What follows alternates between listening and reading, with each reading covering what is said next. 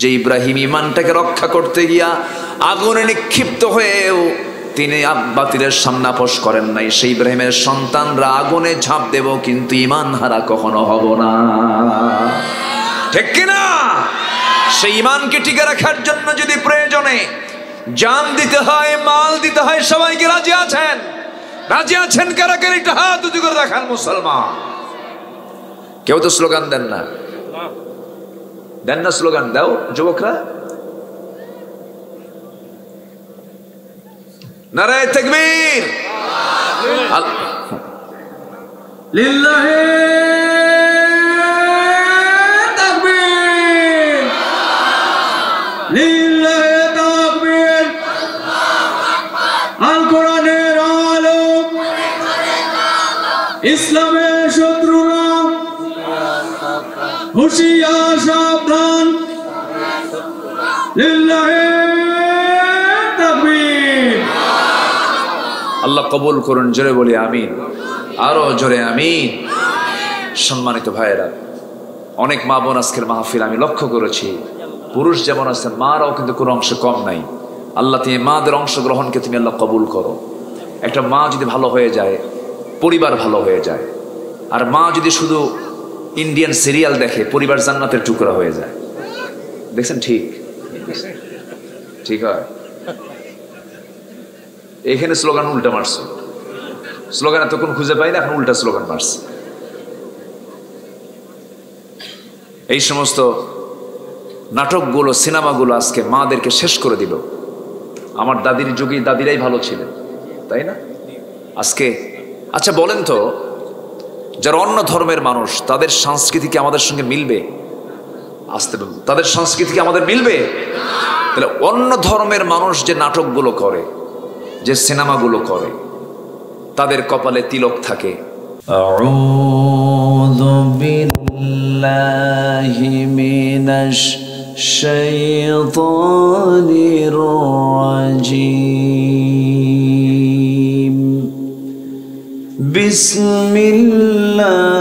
বিসমিল্লাহির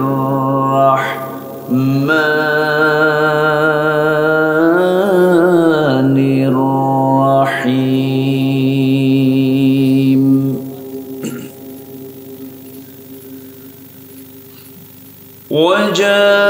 وجاهدوا في الله حق جهاده هو اجتباكم وما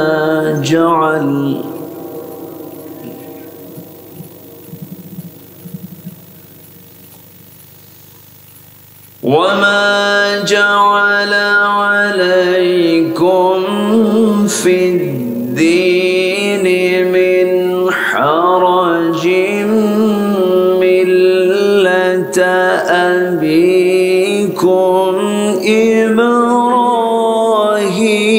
إبراهيم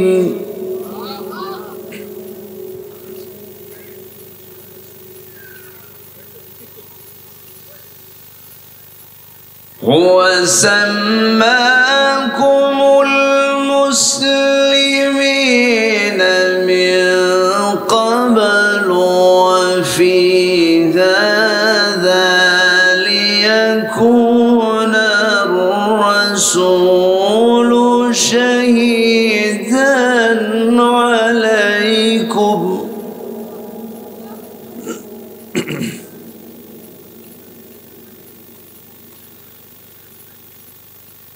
شهيدا عليكم وتكونوا شهداء على الناس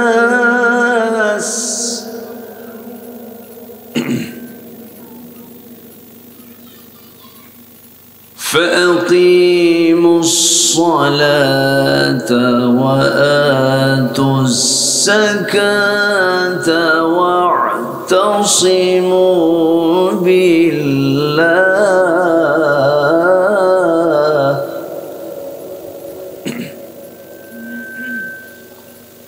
هو مولاكم فنعم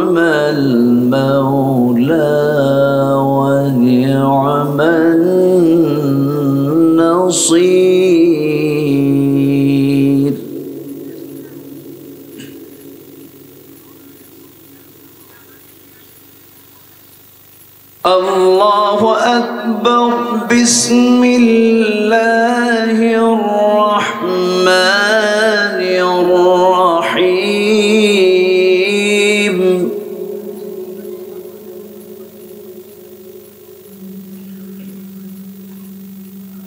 إن الله وملائكته يصلون على النبي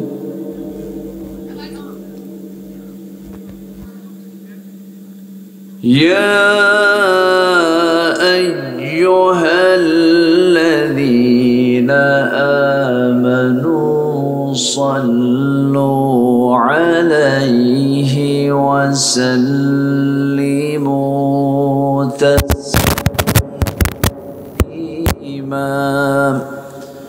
اللهم صل على محمد وعلى آل محمد كما صليت على إبراهيم وعلى آل إبراهيم إنك حميد مجيد اللهم بارك على محمد وعلى آل محمد كما باركت على إبراهيم وعلى آل إبراهيم إنك حميد مجيد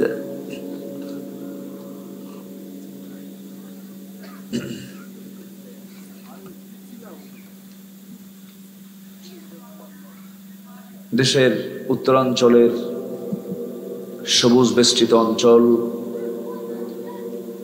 রাজশাহী জেলার তানোর উপজেলার হাতিশাইল বারোঘরিয়া ইসলামী সমাজ কল্যাণ পরিষদ কর্তৃক আয়োজিত হাই স্কুল মাঠে অনুষ্ঠিত আজকের এই 14তম তাফসীর মাহফিল 2024 মহৎ আয়োজনের সম্মানিত সুযোগ্য সভাপতি কামারগাঁও বাজার মসজিদের সম্মানিত সভাপতি জনাব এরশাদ হোসেন, মাননীয় প্রধান অতিথি মাননীয় সাংসদ, আমার পূর্বে কথা বলেছেন নন্দিত আলেম দ্বীন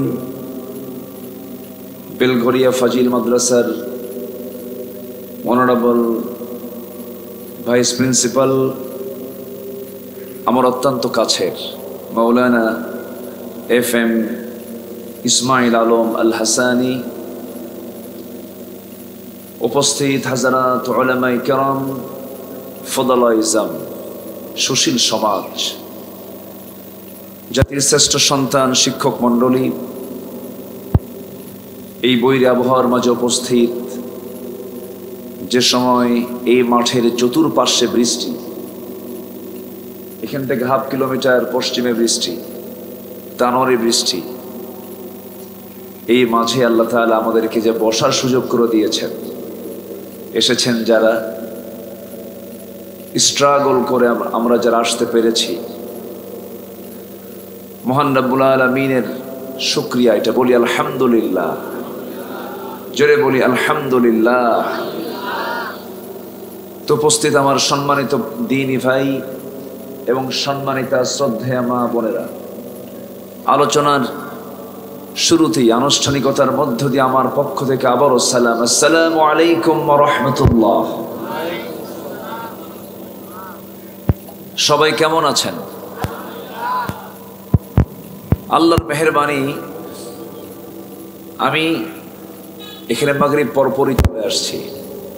আমি রাস্তায় প্রচন্ড বৃষ্টি পেয়েছি। আপনার যে এই উপজেলার যে মূল থানা, সেখানে ক্যাটস অ্যান্ড ডগস, মুষলধারে বৃষ্টি, ঠিক আছে না? প্রচুর বৃষ্টি। এর মাঝে আল্লাহ তাআলা আমাকে আপনাকে বসার সুযোগ করে দিয়েছেন। এখন পর্যন্ত আমরা চতুর্দিকে বৈরী আবহাওয়ার মাঝেও আমরা ভালো আছি, বলি আলহামদুলিল্লাহ। ইতিমধ্যে আগামীকাল আমার মাহফিল ছিল হলো খুলনা মোংলায়, 10 নম্বর সতর্ক সংকেত চলছে, প্রচন্ড ঝড় চলছে ওইদিকে। আল্লাহ তাআলার এটা কি মেহেরবানি নয় বলেন তো? সম্মানিত ভাইয়েরা, আমার আগের মেহমান খুবই চমৎকার সূরাতুল বুরুজ থেকে তিনি সুন্দর কিছু কথা উপস্থাপন করেছেন। আমার উঠতে দেরি হয়ে গেছে, আমি আগে এসেছি কিন্তু উঠলাম তো পরে। তা আল্লাহ যদি আমাদেরকে সুযোগ করে দেন, আমরা শেষ পর্যন্ত থাকতে রাজি আছি তো ইনশাআল্লাহ। কারো থাকতে কি অসুবিধা আছে? আল্লাহ কবুল করুন, জোরে বলি আল্লাহুম্মা আমিন। আমি যে সূরা থেকে তেলাওয়াত করেছি সেই সূরার নাম হলো সূরাতুল হজ। সূরাতুল হজ। সামনেই একটা মৌসুম আসতেছে, হাজিরা সব জমা হচ্ছেন। নির্দিষ্ট দিনে নির্দিষ্ট সময়ে তারা সেখানে আরাফার ময়দানে হাজির হবেন, তোয়াফে জিয়ারা করবেন, সাফা মারওয়া সাই করবেন, জামারায় পাথর মারবেন, এরপরে ইহরামের কাপড় বেঁধে নিয়ত বেঁধে ইহরামের কাপড় পরবেন। এই যে একটা নির্দিষ্ট পদ্ধতি আল্লাহ তাআলা এই ইবাদতের মধ্যে রেখে দিয়েছেন। আমরা শুরুতেই দোয়া করি আপনার আশপাশ থেকে এবং এই দেশ থেকে যে সমস্ত আমাদের দ্বীনী ভাইরা বোনেরা যারা হজের উদ্দেশ্যে রওনা দিয়েছেন এবং দিবেন, আল্লাহ তাআলা তুমি তাদের সকলের হজকে তুমি আল্লাহ কবুল করে নাও। এত আস্তে আমিন বললেন, আপনি আমিন বললে আপনিও যেতে পারবেন, ঠিক আছে না? একটু জোরে বলি আল্লাহুম্মা আমিন। নিজের জন্য যতই দোয়া করি কবুল হবে না, অন্যের জন্য দোয়া করব, নিজের জন্য দোয়া লাগবে না, এমনি কবুল হয়ে যাবে। বলি আলহামদুলিল্লাহ। সম্মানিত মেহমান বৃন্দ, সম্মানিত দ্বীনী ভাইরা, আমি খুব বেশি সময় আজকে নেব না, কারণ বৈরী আবহাওয়া যখন তখন আমি তো খুবই অত্যাশ্চর্য হয়ে যাচ্ছি। আল্লাহ তাআলা আমাদেরকে এত সুন্দর পরিবেশ তৈরি করে দিয়েছেন। এখন পর্যন্ত মাহফিলের অর্ধেক প্রায় সম্পূর্ণ, আর একটু সময় আল্লাহ তাআলা যেন আমাদেরকে যেন সহজ করে দেন, জোরে বলি আল্লাহুম্মা আমিন। সম্মানিত ভাইয়েরা, আমরা ঠিক সেই সময় একত্রিত হয়েছি যে সময় আমরা গোটা পৃথিবীর কোথাও শান্তির কোনো পরিবেশ আমরা লক্ষ্য করছি না। একটা দেশের প্রেসিডেন্ট পর্যন্ত নিরাপদে থাকতে পারছে না। সবাই শুনেছেন ইরানের একজন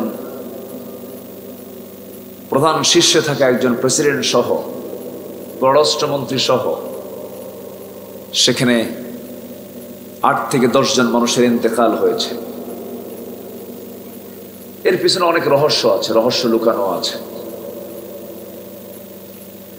এরপর আমরা এমন একটি সময় একত্রিত হয়েছে, ধরুন এই দেশে 18 কোটি 20 কোটি মানুষের প্রতিনিধিত্ব করছে যে কজন পার্লামেন্টেরিয়ান, যাদের কণ্ঠভোটে আইন পাশ হয়, তোর মধ্যে একজন পার্লামেন্টেরিয়ানকে খুঁজে পাওয়া যাচ্ছে না। তার মেয়ে বলতেছে যে অন্তত আমার আব্বার একটা গোশতের টুকরাটা আমাকে দেন, অন্তত জানাজা যেন পড়াতে পারে। তো এই যে আমরা একাকী ভয়, লোকালয় ভয়, মানুষের জীবনের কোনো নিরাপত্তা আমরা লক্ষ্য করছি না। গোটা দুনিয়া জুড়েই কিন্তু একই অবস্থা। কেন হচ্ছে? কি জন্য হচ্ছে? পৃথিবীর সকল সৃষ্টি আইন মেনে চলছে আল্লাহর, শুধু মানুষ ছাড়া। আমি কি ভুল বললাম? আমি কি ভুল বলেছি? পৃথিবীর কোন প্রাণীগুলোর মধ্যে কি কোনো গন্ডগোল আছে? নাই। কোথাও কোনো কাড়াকাড়ি নাই, মারামারি নাই, হুড়াহুড়ি নাই, কিচ্ছু নাই। মানুষের কত, মানুষের সংখ্যার কত আছে? জলভাগে কোটি কোটি প্রাণী, স্থলভাগে বনাঞ্চলে বনে জঙ্গলে কোটি কোটি প্রাণী। কোনো মাখলুকের মধ্যে কি কোনো হরতাল আছে? মারামারি আছে? কিচ্ছু নাই। আল্লাহ রাব্বুল বান্দাকে বোঝাচ্ছেন, أفغير دين الله يبغون وله أسلم من في السماوات والأرض طوعا وكرها। মানুষ কেমন করে আল্লাহর দ্বীন ইসলামকে ছেড়ে দিয়ে অন্য কোন বিধানের দিকে কেমন করে দৌড়ায়, অথচ আসমান জমিনের মধ্যে যত কিছু আছে সমস্ত সৃষ্টি ইচ্ছাই হোক অনিচ্ছাই হোক আল্লাহর কাছে তারা আত্মসমর্পণ করছে। জোরে বলেন সুবহানাল্লাহ। তোমরা কোন প্রাণীর জিকিরের আওয়াজ তোমরা শুনতে পারো না, বুঝতে পারো না, কিন্তু কোন প্রাণীর জিকিরে কৃপণতা নাই, কিন্তু বান্দার ভিতরে আল্লাহর জিকিরে কৃপণতা আছে না নাই? আসতে বলে আছে না নাই? আছে। যদি এখানে প্রশ্ন করি, যারা এসেছেন, আমি লজ্জা দেওয়ার জন্য বলছি না, আবার মন খারাপ করবেন না, যদি বলি যে কজন ভাই আজকে ফজর নামাজ পড়েছেন, সবার হাত কি উঠবে? আমি হাত তুলতে বলিনি, কিন্তু শুধু বোঝার জন্য বলছি।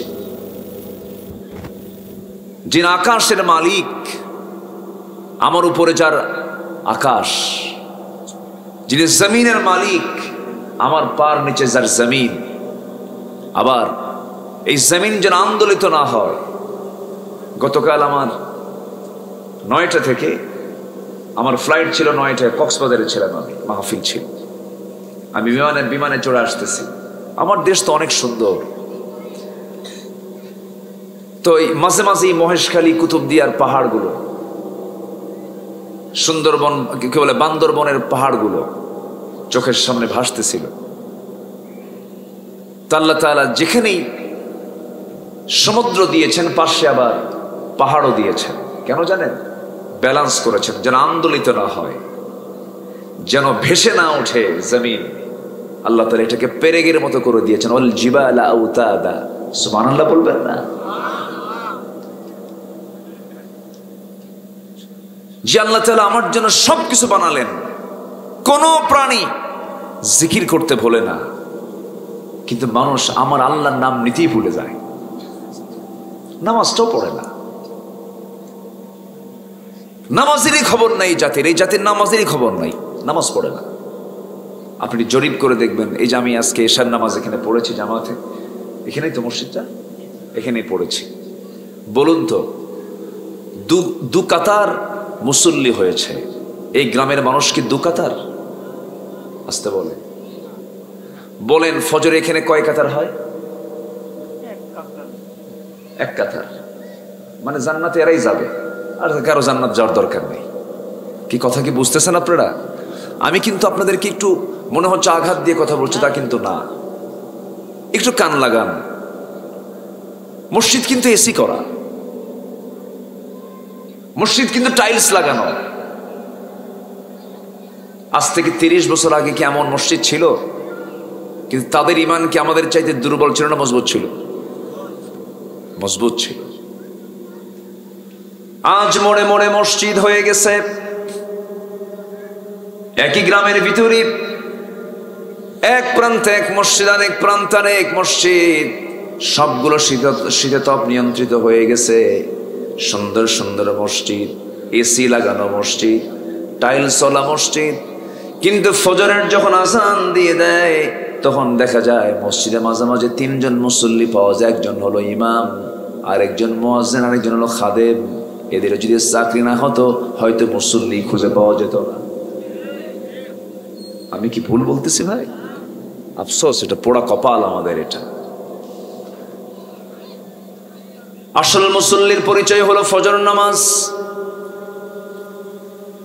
যখন আপনি দেখবেন কোন গ্রামের মসজিদগুলো জুমার নামাজ দিয়ে নয়, যখন আপনি দেখবেন কোন গ্রামের মসজিদগুলো ফজর নামাজে মুসল্লি দিয়ে গোটা মসজিদ ভরে গেছে, তখন ভাবতে হবে ওই গ্রামটা আদর্শ গ্রামের রূপ নিয়েছে।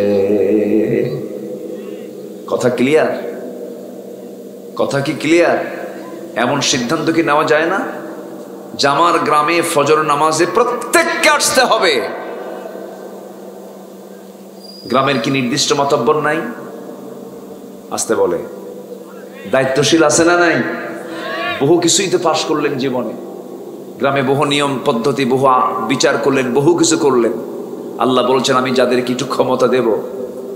বাজার বণিক সমিতির সভাপতি হয়েছ, ব্যবসায়ী সমিতির সভাপতি হয়েছ, দোকান মালিক সমিতির সভাপতি হয়েছ, গ্রামের মাতব্বর হয়েছ, যতটুকু তোমার ক্ষমতা তুমি পেয়েছ ওই ক্ষমতা অনুযায়ী প্রথম কাজ করো, নামাজ চালু করে দাও, সবগুলো জান্নাতের টুকরা হয়ে যাবে। তা কি আছে আজকে? মাতব্বর নিজেই তো নামাজ পড়ে না, বিড়ি খায়। কি খায়? রাগ করতেছেন নাকি? আবার কমন পড়লে আবার মন খারাপ করেন না, আমি কিন্তু জেনে বলতেছি না। এই গ্রামের মাতব্বর কি খায় না খায় আমার কিন্তু জানা নাই, আবার রাগ করেন না। সম্মানিত ভাইয়েরা, তাহলে একটা দেশের গুরুত্বপূর্ণ ব্যক্তি হচ্ছে একজন মেম্বার অফ পার্লামেন্ট, এমপি, যার লাশ 80 টুকরা করে, টুকরাগুলো গেছে কই তাও খুঁজে পাচ্ছে না। তাহলে বলেন তো, একটা সিংহ মানুষকে যদি ধরে ও কি এরকম করবে? বলেন তো, একটা এখানে একটা কামড় মারবে, ওর তো হিংস্র, ও মাংসাশী, ও মাংস খায়, ওর তো চরিত্র এরকম, ওর দাঁতই বলে দেয় সে কামড়ায় রক্ত খাবে, মানুষকে খাবে। এটা তার মানুষ, এটা তার চরিত্র, এটা ক্ষুধার তাড়নায় সে করে। মানুষ যে মানুষকে 80 টুকরা করে, নিখোঁজ করে, গুম করে, আউট করে, ওর কি ক্ষুধা? পেটের ক্ষুধা না। কেন হচ্ছে এটা? তাহলে এখন বলেন তো, সিংহকে দেখে মানুষ বেশি ভয় পায়, বাঘকে দেখে মানুষ আজকে বেশি ভয় পায়, না মানুষ আজকে মানুষকে দেখে বেশি ভয় পায়? আজকে মানুষ বনের পশুর চেয়েও ভয়ঙ্কর রূপ নিয়েছে, বনের পশুর চেয়ে ভয়ঙ্কর রূপ নিয়েছে আজকে মানুষ। কেন? এর মূল কারণ হলো দয়া মায়া সব চলে গেছে। কারণ এর মূল কারণ কি জানেন? দয়া মায়া তৈরি হওয়ার যে মাধ্যম, সে কোরআন বান্দার কাছ থেকে অনেক দূরে। এটা পড়ে না। এটা কি দেখার কিতাব না পড়ার কিতাব? বলেন তো, শুধু দেখবো না পড়বো? পড়ার দরকার আছে না নাই? আচ্ছা আমার বন্ধুগণ, কোরআন যত পড়বো আমরা, কোরআন যত স্টাডি করবো আমরা, জান্নাত তত নিকটে চলে আসবে। কোরআনকে যত বুঝবো আমরা, আল্লাহকে তত চিনতে পারবো। আখিরাতকে ক্লিয়ার করার জন্য কোরআনটাকে বোঝা, ক্লিয়ার করতে হবে। কারণ এই দুনিয়ার সকল কিছু পেতে হলে যেমন জানতে হয়, ব্যবসায় গেইন করতে হলে ব্যবসার জ্ঞান লাগে। ইলম ছাড়া কোনো কিছু হয় না। আল্লাহ প্রত্যেক বান্দাকে আকল দিয়েছেন, কিন্তু ইলম দেন নাই। আকল হলো বিবেক, দ্য সেন্স, ভালো মন্দ বোঝার ক্ষমতা, কোনটা ভালো কোনটা মন্দ, এটা বাসি এটা টাটকা, এটা পচা মাছ এটা ভালো মাছ, এটা তাজা মাছ এটা মরা মাছ। এই যে সেন্স, এটা প্রত্যেক বান্দার মধ্যে আল্লাহ তাআলা দিয়েছেন। আফালা তাকিলুন, এটা কমন সেন্স, আকলটা দিয়েছেন, কিন্তু ইলমটা সবাইকে দেন নাই। আকল এমনি অর্জন হয়ে যায়, কিন্তু ইলমটা হাসিল করতে হয়, ইলমটা অর্জন করতে হয়। ইলম অর্জন করার জন্য আল্লাহ রাব্বুল আলামিন প্রত্যেক বান্দার মধ্যে সেই যোগ্যতা দিয়ে দিয়েছেন। আল্লাহ রাব্বুল আলামিন প্রথম ওহী অন্য কোন হুকুম দিয়ে করতে পারতেন, প্রথম ওহীটাই দিয়েছেন। যারা পারেন ঠোঁট মিলিয়ে বলেন, ইকরা বিসমি রাব্বিকাল্লাযী খালাক, খালাকাল ইনসানা মিন আলাক, ইকরা ওয়া রাব্বুকাল আকরামুল্লাযী আল্লামা বিল কলম, আল্লামাল ইনসানা মা লাম ইয়ালাম। নবী হ্যাঁ, আপনি পড়ুন সেই মহান রবের নামে যিনি মানুষকে সৃষ্টি করেছেন। পড়ুন। রাসূলকে যে পড়তে বলা হলো, কোরআন না অন্য কিছু? কি পড়তে বলা হয়েছে? কোরআনকে পড়তে বলা হয়েছে। কিন্তু আজকে জাতি পড়ে কোরআন সহ না কোরআন বাদ দিয়া? কোরআন বাদ দিয়েই তো পড়ে। কোরআন কি বাধ্যতামূলক করা হয়েছে সিলেবাসে? আসতে কয় বলেন, কোরআন কি বাধ্যতামূলক সিলেবাস? না। অথচ একটা মানুষ গড়ার জন্য, একটা জাতি করার জন্য, একটা সমাজ বিনির্মাণের জন্য যেই গ্রন্থটা সবচাইতে বেশি জরুরি, সেটাকে আমরা রেখেছি হলো অতিরিক্ত কিতাব হিসাবে। একটা দেশের নেতৃস্থানীয় ব্যক্তির মুখ থেকে সহি করে কোরআন তেলাওয়াত বের হয় না, পড়তে পারে না। পার্লামেন্টে তেলাওয়াত করতেছে এক এমপিকে, তেলাওয়াত করতেছে কেল হে আল্লাহ হে হে, শয়তান কই তোর চাইতে আমার তেলাওয়াত ভালো আছে। রাগ করতেছেন নাকি আপনারা? কতগুলো বলবো কারো কোনো সমস্যা নাই তো? আচ্ছা, সম্মানিত ভাইয়েরা, তাহলে আমরা সিদ্ধান্ত নেব, প্রথম হুকুম হচ্ছে আল্লাহ তাআলার হলো পড়ো। কার কালাম পড়ো? আসতে বলবেন না, কার কালাম পড়ো? চিনতে পারবো কাকে? আল্লাহকে। আল্লাহর কালামটা আমরা সুন্দর করে পড়বো। আজকের মাহফিল থেকে সিদ্ধান্ত নিয়ে এখান থেকে যাব, যতদিন বেঁচে আছি সবার আগে আমার কাজ হবে আল্লাহ তোমাকে চেনার জন্য তোমার কালামটাকে বুঝতে হবে। আমার তুমি তো আমার একমাত্র বন্ধু, তুমি তো আমার একমাত্র অভিভাবক।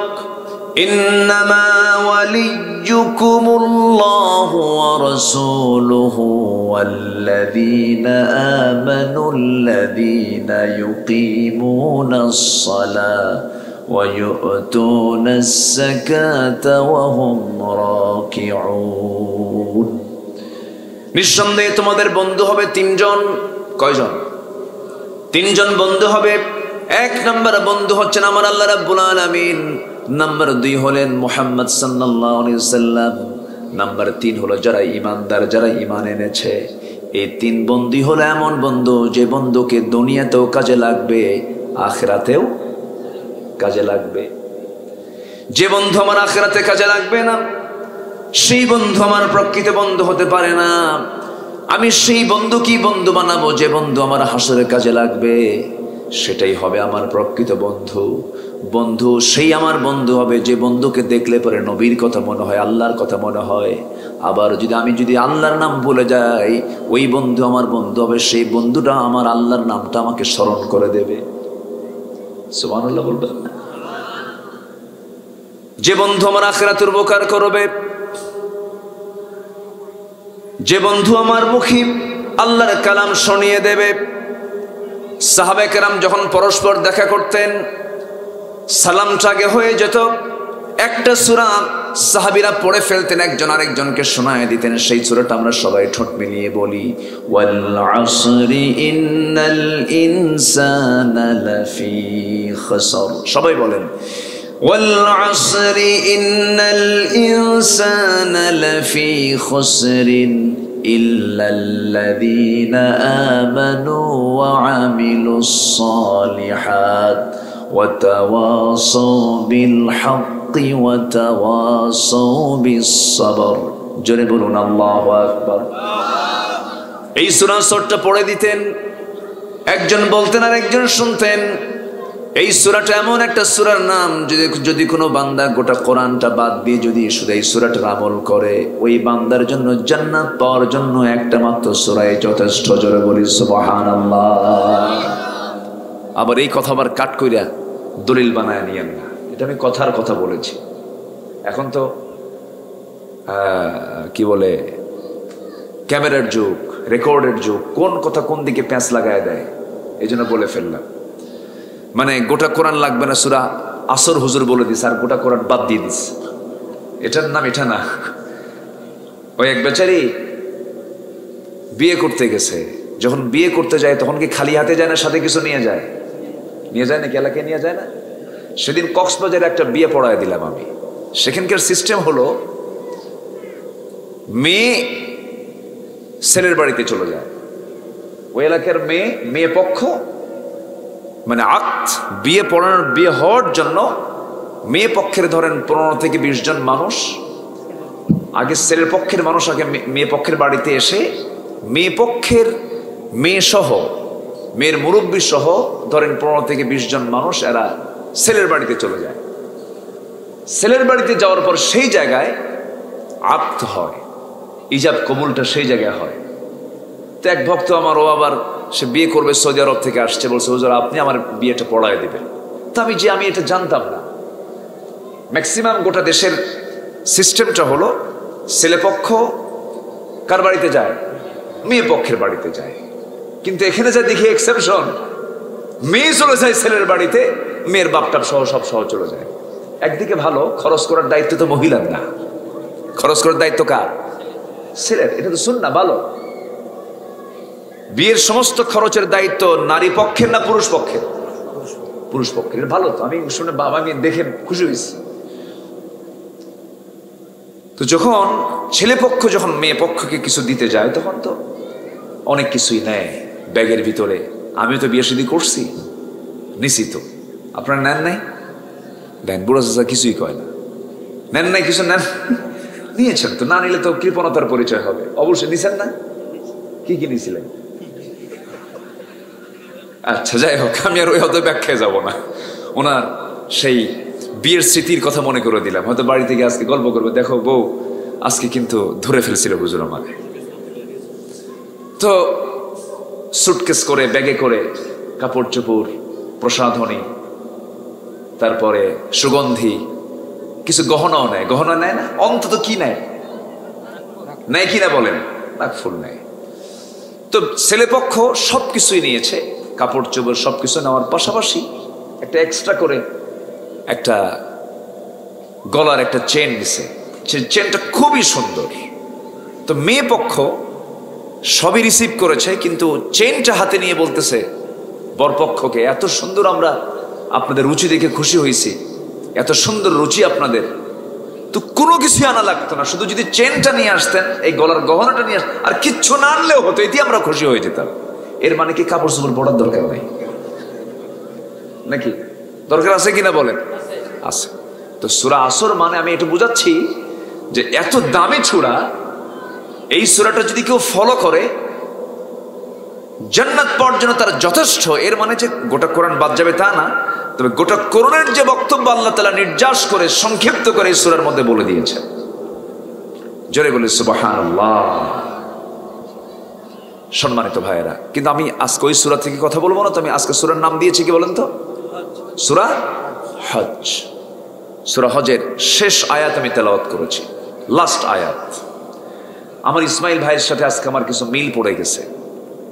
এই দেশে তো বহু আলোচক আছে, কোনো নির্দিষ্ট আয়াত নিয়ে কথা বলে না।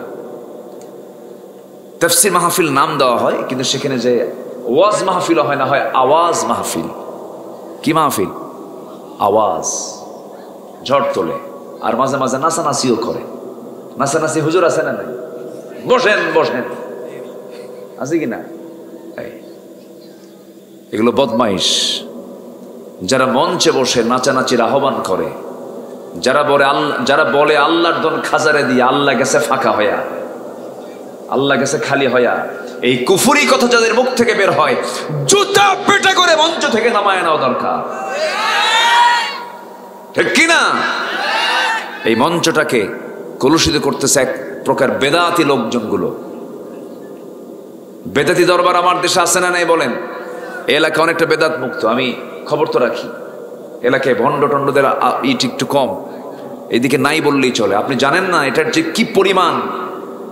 চট্টগ্রামে একটা মাজারের নাম আছে বদনাশার মাজার, বদনা যেটা দিয়া কি বুঝতেছেন, কি বুঝতেছেন?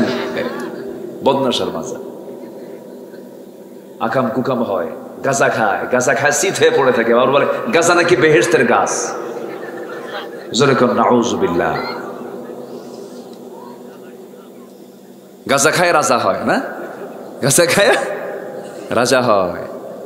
অনেক সুন্দর মানুষ আপনারা তো সাধারণ কোন এলাকা মানুষ না, আপনারা রাজশাহী মানে কি? হ্যাঁ, রাজও আছেন আবার শাহ, দুটাই। রাজাও আছেন, শাহও আছেন, দুটাই। রাজ আবার বাদশাহ। বলি আল্লাহু আকবার। আল্লাহ আপনাদেরকে সবকিছুর বাদশাহ বানায় দেন। জোরে বলি আমি। চেয়ারগুলো সামনে ফাঁকা, বসে। ও আচ্ছা, বসে। আমাকে সময় দিচ্ছেন তো নাকি? জোরে বলি ইনশাআল্লাহ। সম্মানিত ভাইয়েরা, সম্মানিত বন্ধুগণ, তাহলে আমাদের সবচেয়ে বড় পুঁজি হলো আমাদের ঈমান। সবচেয়ে বড় পুঁজি কি বলেন তো? ঈমান। ইল্লাল্লাযীনা আমানু, যারা ঈমান আনবে তারা সফল। ওয়া আমিলুস সালিহাত, যারা ভালো কাজ করবে তারা সফল। ওয়াতাওয়াসাউ বিল হক, যারা হকের উপদেশ দেবে তারা সফল, যারা সবরের উপদেশ দেবে তারা সফল। কে বলছেন? আসতে বলবেন না, কে বলছেন? আল্লাহ বলছেন। কিন্তু আমরা তো আল্লাহকে শুধু নামাজের মধ্যে রাখতে চাই, আইনে রাখতে চাই না। আইনে রাখছি হলো মানুষকে, মানুষকে আইনে রেখে দিয়েছি। আজকে মানুষকে আল্লাহর আইন চলে না, আল্লাহর আইন মানে না, মানুষের আইন মানে। আমার দেশে চলছে আল্লাহর আইন না মানুষের আইন? আসতে বলুন, আল্লাহর আইন না মানুষের আইন? মানুষের আইন। বান্দা কি বান্দার আইনে চলবে না আল্লাহর আইনে চলবে? তাহলে এখানে ঈমান কি প্রশ্নবিদ্ধ না? আসতে কয়, এখানে ঈমানের ব্যাপারে প্রশ্ন আছে না নাই? যে মুসলমানের পরিচয় দিয়ে আল্লাহর আইনকে না মেনে মানুষের আইনকে মেনে নেয়, তার কি ঈমান আছে না গেছে? ঈমান চলে গেছে। আমার বন্ধুগণ, ডাবল স্ট্যান্ডার্ড ইসলামে নাই। নামাজ আল্লাহকে মানবেন, সমাজে আল্লাহকে মানবেন না। নামাজ আল্লাহকে মানবো, রসুলকে মানবো, রসুলকে মডেল বানাবো, সুন্নাহকে মানবো, কিন্তু সমাজে রসুলকে মানবো না, তা হবে না। সব জায়গায় আল্লাহর হুকুমকে মানে চলতে হবে। ইসলাম তেমন একটা বিধানের নাম, নখ কাটবো কেমনে, হাতের 10টা আঙ্গুলের নখ কোন আঙ্গুল থেকে কাটা শুরু করব। ইসলাম যে নখ কাটার বিধান পর্যন্ত দিতে পেরেছে, সেই ইসলামের রাষ্ট্রের বিধান আছে না নাই? আচ্ছা, দোলনা থেকে নিয়ে শুরু করে আন্তর্জাতিক পরিমণ্ডল পর্যন্ত সব কিছুতে ইসলামের সমস্ত আইন কানুন রয়ে গেছে। আমার বন্ধুগণ, সেজন্য ইসলামকে আমরা পুরোপুরি মানবো। ইসলামকে আমাদের জীবনের সকল জায়গায় মানতে হবে। একটু কান লাগান। আল্লাহ রাব্বুল আলামিন সেজন্য সুন্দর করে বান্দাকে ডাক দিয়ে বলছেন, সফল কি হতে চাও নাকি? সূরা হজের শেষ আয়াতের আগের আয়াত, যেহেতু শেষ আয়াত, আল্লাহ রাব্বুল আলামিন ওয়াজাহিদু দিয়ে শুরু করেছেন। ওয়া মানে হলো এবং, এন্ড। ওয়াজাহিদু এবং মানে কি এর আগে কিছু কথা আছে না নাই? এবং কখন আসে? এর মিডিল, এর আগে কিছু কথা আছে। এর আগের আয়াতে আল্লাহ রাব্বুল আলামিন কি বলেন?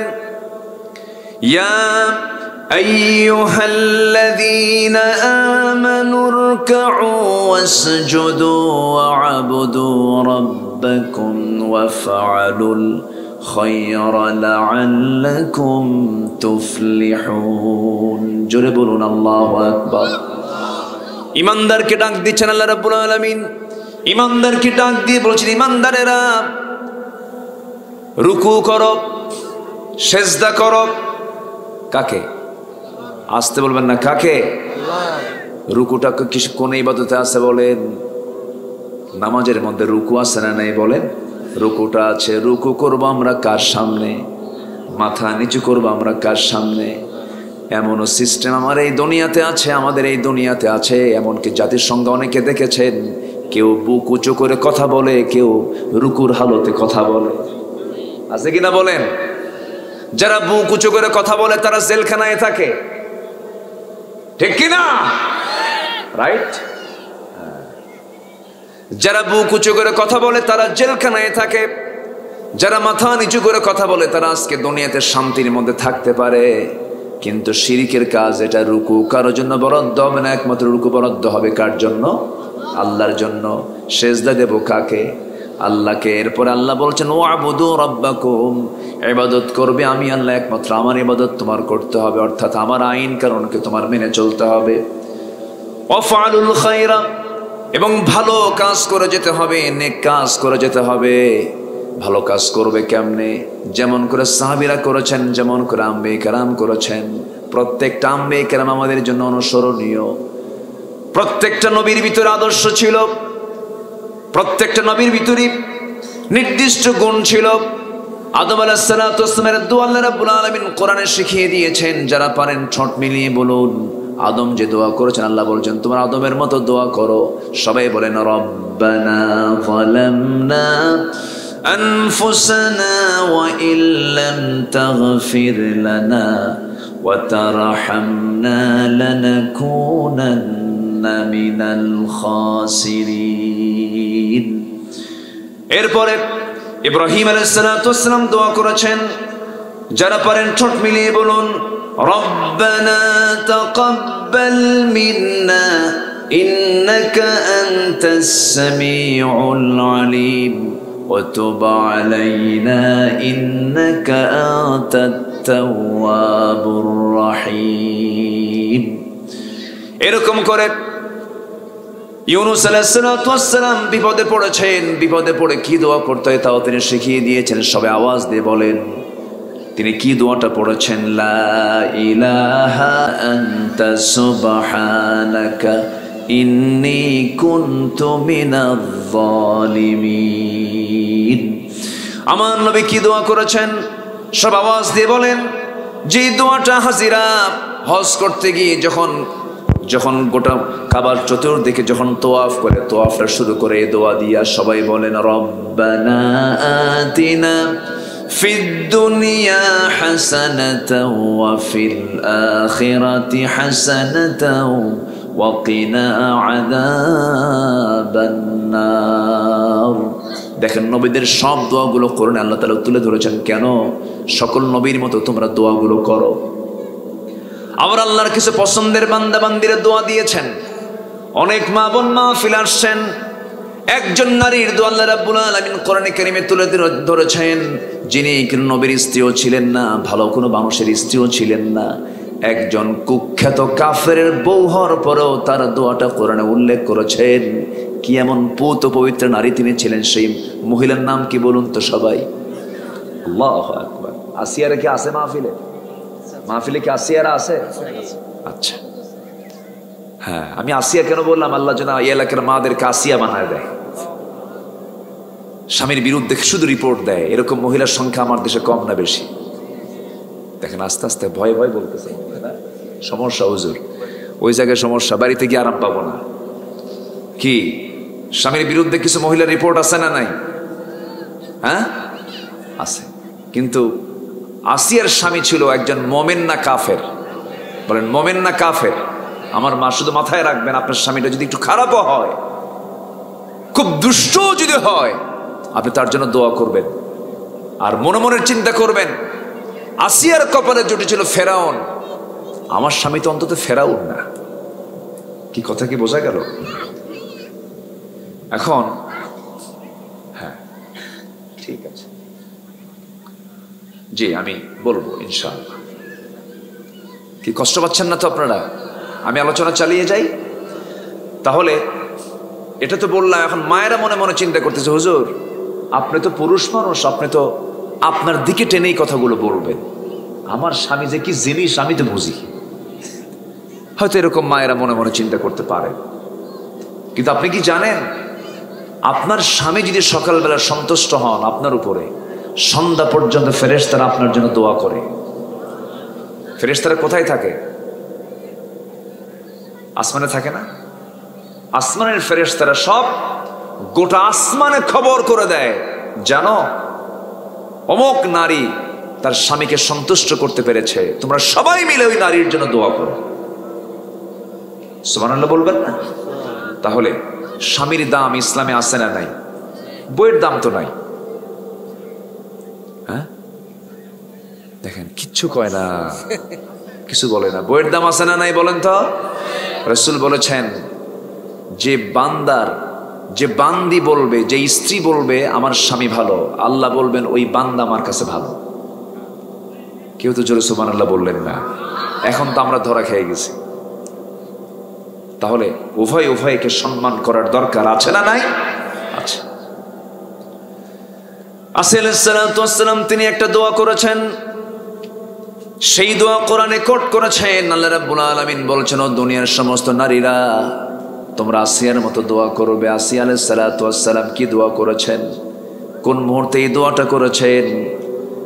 আসিয়া যখন কালেমা পড়ে মুসলমান হলেন, মুসার দিন যখন গ্রহণ করলেন, মুসাকে পয়গম্বর মানলেন, তিনি যখন ঈমান আনলেন, এই সংবাদ কারো জানা নাই, কেউ জানে না। যখন ফেরাউনের কান পর্যন্ত পৌঁছে গেছে, ফেরাউন বলে ফেলল আসিয়া শুনতে পেলাম তুমি নাকি কালিমা পড়েছো। আসিয়া বলেন শুনবেন কেন, আপনি দেখে নেন। আশহাদু আল্লা ইলাহা ইল্লাল্লাহ ওয়াহদাহু লা শারীকা লাহ। এই কালিমার স্বীকৃতি দেওয়ার সঙ্গে সঙ্গে ফেরাউন বলে ফেলল, আসিয়া তুমি আমার সারা জীবনের সকল স্বপ্ন তুমি ধ্বংস করে ফেললে, তুমি আমার স্ত্রী, আমার মান সম্মান ডুবাইয়া ফেললে, আমার রুবুবিয়তের ঘোষণা ম্লান করে ফেললে, আমার মান সম্মান সম্পূর্ণ শেষ হয়ে গেল। আসিয়া এগুলো ছেড়ে দাও, আমার পথে চলে আসো। আমি তোমাকে কি করি নাই? আমি হলাম এই দেশের প্রধান, তুমি হলে তার মিসেস, তুমি হলে মিসেস ফেরাউন। আমি তোমাকে এত সম্মান দিয়েছি, তুমি রাষ্ট্রের তুমি সেকেন্ড নাগরিক, এত বড় পদ আমি তোমার দিলাম। আসিয়া তুমি আমাকে কেমন করে ভুললা? আসিয়া বলছেন, স্বামী আমার, আমি আপনাকে সম্মান করি, আমি আপনাকে ভক্তি করি, আমি আপনাকে শ্রদ্ধা করি। আমার যৌবন আপনার কাছে, আপনার যৌবন আমার কাছে, কিন্তু আপনি আমাকে যে প্রস্তাব দিচ্ছেন, এই প্রস্তাবের বিপরীতে যদি আপনি আমাকে টুকরো টুকরো করে দুনিয়া থেকে বিদায় করে দেন, আগুনে যদি জ্বালিয়ে ভস্ম করে দেন, হাসতে হাসতে আপনার হাতে আমার জীবন চলে যাবে। আল্লাহর দ্বীন ইসলাম থেকে আমি আসিয়া এক চুল পরিমাণ নড়ব না। জোরে বলে সুবহানাল্লাহ। ফেরাউন শেষ পর্যন্ত সিদ্ধান্ত নিয়ে নিল, সমস্ত মন্ত্রী পরিষদকে ডাকলো। হামান বলে দিল, ফেরাউন শোনো, বুকের শত্রু বড় শত্রু, তাকে দুনিয়া থেকে বিদায় না করলে তোমার বড় সমস্যা হয়ে যাবে। জল্লাদ ঠিক করে ফেললো। জল্লাদ ঠিক করে আসসালামকে দুনিয়া থেকে বিদায় করার জন্য যখন তার সামনে যখন করাত নিয়ে যখন দাঁড়ায় গেছে, শেষবারের মতো ফেরাউন বলছে, আসিয়া এখনো সময় আছে, তুমি কি করবে বলো? জীবন প্রদীপ নিভে যাচ্ছে। কিন্তু আসিয়া বলছেন, স্বামী আমার, আপনি আমার প্রতি যত কঠোর হবেন, আমার ঈমান তত পাকা হয়ে যাবে। শেষ পর্যন্ত কি করা হলো? হাত বাঁধা হলো, পা বাঁধা হলো, মাথার উপরে করাত ধরা হলো। বলা হলো, এখনো সময় আছে, তুমি কি করবে বলো? আসিয়া বলছেন, আমি আমার নাকের মধ্যে জান্নাতের ঘ্রাণ পেতেছি। আসিয়া আলাইহিস সালাতু ওয়াস সালামের মাথার উপরে যখন করাতটা লাগায়া দিয়া যখন জল্লাদ যখন চিড়তে লাগলো, সেই সময় আসিয়া আলাইহিস সালাতু ওয়াস সালাম হাতটা উঁচু করেছিলেন। কার কাছে চাচ্ছেন? আসতে বলবেন না, কার কাছে চাচ্ছেন? এই কিতাব কিন্তু আসিয়ার ছিল না, আসিয়া আলাইহিস সালাতু ওয়াস সালামের কিতাব ছিল তাওরাত। তাওরাত কিতাবের 3 অনুসারী ছিলেন। সেই 4000 বছর আগের মানুষ আসিয়া আলাইহিস সালাতু ওয়াস সালাম আল্লাহর কি নৈকট্য হাসিল করলেন, কি মান টানলেন, কি মানের পরীক্ষা দিলেন। সেই আসিয়ার দোয়া আল্লাহ রাব্বুল আলামিন পছন্দ করে সূরা হজের আল্লাহ রাব্বুল আলামিন সূরা তাহরিমের মধ্যে সুন্দর করে বলে দিচ্ছেন। সূরা তাহরিমের শেষ আয়াতের দিকে আসিয়া কি দোয়াটা করেছেন, সেই দোয়া কোট করলেন কোরআনে। আল্লাহ রাব্বুল আলামিন বলেন, আসিয়া কি দোয়া করেছেন, রব্বি বিনিলি ইনদাকা বাইতান ফিল জান্নাতি ওয়া নাজ্জিনি মিন ফিরআউনা ওয়া আমালিহি। আল্লাহ তুমি আমার জন্য বানায় দাও একটা ঘর। কয়টা ঘর বলেন? উনি বেশি ঘর চান নাই, মাত্র একটা ঘর বানায় দাও। তোমার ঘরের সাথে একটা ছোট্ট ঘর বানায় দিবা। তোমার ঘরের দেওয়াল আর আমার ঘরটা যেন পাশাপাশি থেকে যায়। আমি কাউকে চাই না আল্লাহ, আমি তোমাকে পেতে চাই, তোমাকে আমি সবার আগে পেতে চাই। কারণ 1 নাম্বার বন্ধু আমার কে? আসতে বলবেন, 1 নাম্বার বন্ধুকে আসসালাম। এই দোয়াটা পড়লেন। এই দোয়াটা সম্পন্ন করার সঙ্গে সঙ্গে করাত দিয়ে চিনল, 2 টুকরা হয়ে আসিয়া দুনিয়া থেকে বিদায় নিয়ে দুনিয়াবাসীকে বুঝাই দিলেন, ও দুনিয়াবাসী, দুনিয়ার সমস্ত মহব্বতকে বাদ দিয়া তুমি আল্লাহর মহব্বত তৈরি করো। জোরে কোন সুবহানাল্লাহ। আমার বন্ধুগণ, এই জন্য নবীরা আমাদের আদর্শ, আমার মাদের জন্য আসিয়া আদর্শ, মারিয়াম আদর্শ। সময় যদি থাকে মাদের জন্য মারিয়ামদের জীবন থেকে, আসিয়ার জীবন থেকে কিছু কথা আরো বলবো। জোরে বলি ইনশাআল্লাহ। আল্লাহ রাব্বুল আলামিন রাসূলকে অনেক নবীর কথা স্মরণ করে দিচ্ছেন সূরা মারিয়ামের ভিতরে। ওয়াযকুর ফিল কিতাবি ইব্রাহিম ইন্নাহু কানা সিদ্দীকান নাবিয়্যা। واذكر في الكتاب موسى إنه كان مخلصا وكان رسولا نبيا. واذكر في الكتاب إسماعيل إنه كان صادق الوعد وكان رسولا نبيا. وكان يأمر أهله بالصلاة والزكاة وكان عند ربه مرضيا واذكر في الكتاب إدريس واذكر في الكتاب إدريس إنه كان صديقا نبيا جربون الله أكبر রাসূলকে বলছেন আপনি ইব্রাহিমের কথা স্মরণ করেন, মূসার কথা স্মরণ করেন, ইসমাঈলের কথা স্মরণ করেন, ইদ্রিসের কথা স্মরণ করেন।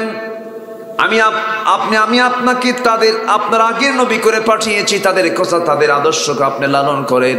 তারা কেমন ছিলেন তাদের চরিত্রকে আল্লাহ তাআলা নবীর সামনে উপস্থাপন করলেন। আমার বন্ধুগণ, এই জন্য এই দুনিয়াতে চলতে গেলে, ভালো কাজ করতে গেলে আমার আপনার আদর্শ হবে হচ্ছে মুহাম্মদ সাল্লাল্লাহু আলাইহি ওয়াসাল্লাম। যুগে যুগে আল্লাহর পছন্দের বান্দারা সাহাবায়ে কেরাম ওয়াফআলুল খায়রা লাআল্লাকুম তুফলিহুন, আশা করা যায় তোমরা সফল হতে পারবে। কার কথা? আল্লাহর কথা। আমি মনে হয় দোয়া করে দিলেই ভালো হয় নাকি? তো এই যে দুই একজন করে ওঠে, যে সমস্যা হচ্ছে কি, অসুবিধা হচ্ছে কি? আর কিছুক্ষণ আমি বলি কথা, একটু বলেন, একটু বসেন, একটু বসেন, একটু বসেন। কি উঠবে না, না বলে আপনি যাবেন, এটা আপনার জন্য আমার মনে হয় খুব এটা লাভ হবে না, এটা লসই হবে। আমরা একসঙ্গে দোয়া করে যাব, জোরে বলি ইনশাআল্লাহ, জোরে বলি ইনশাআল্লাহ। সম্মানিত ভাইয়েরা, আমাকে একটা চিরকুট দেওয়া হয়েছে, আমি এটা একটু পরেই বলি নাকি কেউ আপনারা কি যাবেন? আমি এটা ইচ্ছে করি বলতেছি না, কেন জানেন? আপনারা মন খারাপ করেন কিনা জানি না, তবে একটা কথা আমি সবার কাছে একটা আরজ রাখবো। এই মাহফিলটা সমাজ কল্যাণ পরিষদ 14 বছর যাবৎ চালিয়ে যাচ্ছে। আমার মন বলছে এই মাহফিলটা অত্যন্ত বরকতময়, বলি আলহামদুলিল্লাহ, এটা বরকতময়। বৈশাখ জ্যৈষ্ঠের এই যে সময় একই দেশে 10 নম্বর সতর্ক সংকেত চলছে, সেই সময় এখানে মাহফিল অনুষ্ঠিত হচ্ছে, এটা একটা বিশাল ব্যাপার, বলি আলহামদুলিল্লাহ। তো সবার কাছে আমি আরজ করব, এটা কোরআনের বাগান। এটা কিসের বাগান বলেন তো? আবার জোরে বলেন, কিসের বাগান বলেন তো? কোরআনের বাগান। পৃথিবীতে শ্রেষ্ঠ বাগান কোনটা বলেন? সেই বাগানে যদি আমরা একটু সাজাতে চাই, এই যে স্টেজ, মাইক, লাইট, মাহফিল কমিটি সাজিয়েছেন, একটু তারা কষ্ট করেছেন, মেহনত করেছেন, শ্রম দিয়েছেন, অর্থ খরচও হয়েছে কিছু। তো আমি চাচ্ছি যে কজন ভাই এসেছি আমরা একটু আন্তরিকতার স্বার্থে, একটু দিল থেকে, সবাই বুঝতে পারছেন আকলমন্দ ইশারা বাসাত, আজকে এই মাহফিলে মানে বসার জায়গা হতো না। আজকে এখানে যা অ্যাকোমোডেশন, এই জায়গায়, এই জায়গাতে লোক আটতো না, সংকুলান হতো না, মানুষের ঢল নামতো। আমনুরা কোথায়? অনেক দূর, সেখান থেকে লোক আসতো, পার্শ্ববর্তী জেলা থেকে লোক আসতো, মান্দা থেকে, বাগমারা থেকে, বহু জায়গা থেকে লোক আসতো। কিন্তু চতুর্দিকে বৃষ্টি, মাঝখানে আমরা। আল্লাহ বলছেন না, দূরের মানুষ আজকে আসতে দিলাম না, তোরা ওয়াজ কর, তোমরা ওয়াজ শোনো। আল্লাহ তাআলা আমাদের কাজকে এইভাবে কবুল করে নিয়েছেন, বলি আলহামদুলিল্লাহ। তো এই জন্য যেহেতু অনেক মানুষ আসতে পারে নাই, অনেক মানুষের হক আমরা একটু আদায় করব। আমি সবার কাছে একটু আরজ করব, যুবকরা, আমাদের মা বোন যারা আসছেন তাদের কাছেও যাবে তারা, আমার মা বোন কিছু আছেন, তারা মেহেরবানি করে আপনারাও দিবেন। এবং ভাইরা যারা আসছেন, আমরা এক একজন একটু দায়িত্বশীল মনে করে যে যা পারে উপস্থিত আমরা যা কিছু নিয়ে আসছি আমরা একটু দেওয়ার চেষ্টা করব। 2 থেকে 3 মিনিট আমি সময় দেব, বিরক্ত করব না। আমি আবার মূল আয়াতের দিকে আস্তে আস্তে চলে যাব। জিকিরের তালে তালে আমরা যে যা পারি আমরা দেওয়ার চেষ্টা করব। জিকির করেন সুবহানাল্লাহ, আলহামদুলিল্লাহ, লা ইলাহা ইল্লাল্লাহ, সুবহানাল্লাহ, আলহামদুলিল্লাহ, লা ইলাহা। কোথায় ভলেন্টিয়াররা কোথায়? যে একটু মেহরবানি করে যে যা পারি আমরা সবাই দেবো। যে ডানে কিছু চেয়ারে বসে আছেন কিছু অতিথি, তারাও দিবেন। আল্লাহ তুমি সবাইকে দিল থেকে দেওয়ার তৌফিক দাও, জোরে বলি আমিন। জিকির করে সুবহানাল্লাহ, আলহামদুলিল্লাহ।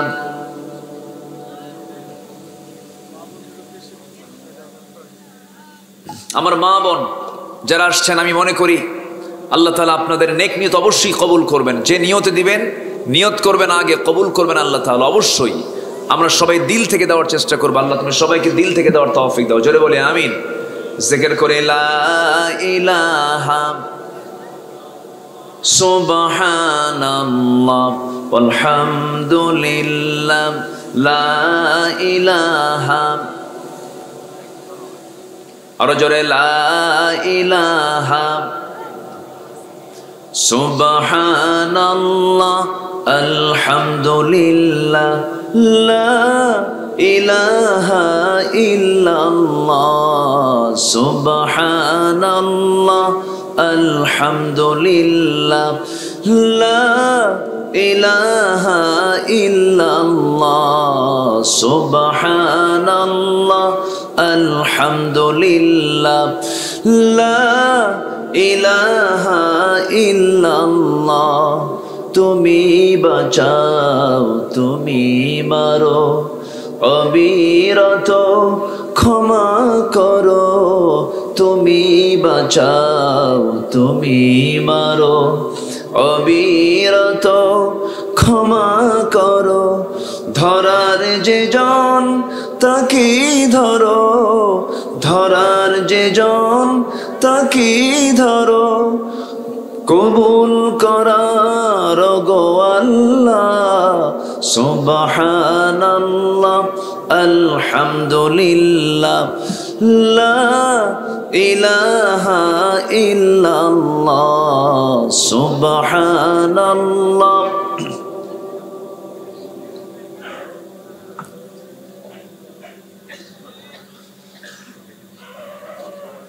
জি আমার ভাইয়েরা, যে যা পারি আমরা সবাই দেব। আমার মা যারা আসছেন, আল্লাহ তুমি সবার দানকে তুমি আল্লাহ কবুল করো, নেক নিয়তকে মঞ্জুর করো। জোরে বলি আল্লাহুম্মা আমিন, আরো জোরে আল্লাহুম্মা আমিন।